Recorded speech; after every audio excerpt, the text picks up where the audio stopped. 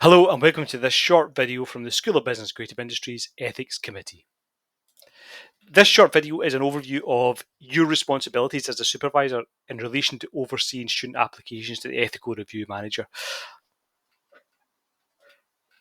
So, in short, when you sign an application, you're telling the committee that you've approved of the application and the content in the application and all the details that are provided therein. And I think that's really important because that's the assumption that the reviewers work from when they are looking at an application. But I know that's not always the case because, well, for a whole host of reasons that hopefully I'll detail quickly here. But when the SEC receives a student application, it is assumed that the supervisor has worked through the application with the student and approved the content within. So going back and forth with the student before the application is made.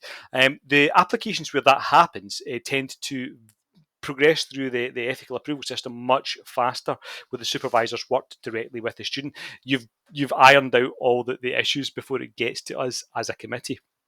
But often, busy supervisors can be tempted to sign the application without thorough review.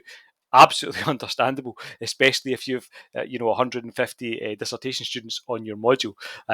It's very, very challenging. But I suppose what we're saying here is that if possible and where you can, please do work through the application and ERM questions with your student before they make their application.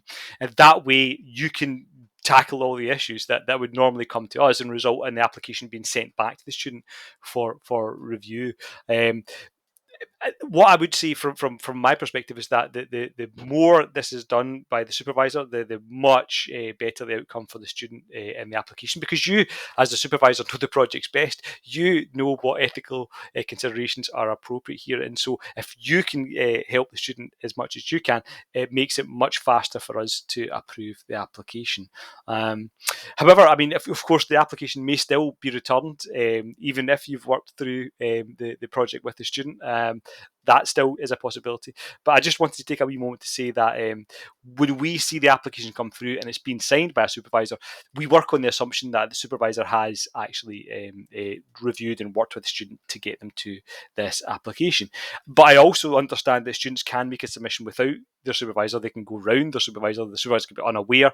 So we are aware of that as well. And we do know that sometimes happen. But we just really wanted to say that the best way to get a good application outcome for your student is to be heavily involved in their application itself. And I know that's work, and I know that's adding to an already busy supervision process. But it really would help you, and it really would help us as a committee. So thanks for listening to this wee video. Cheers.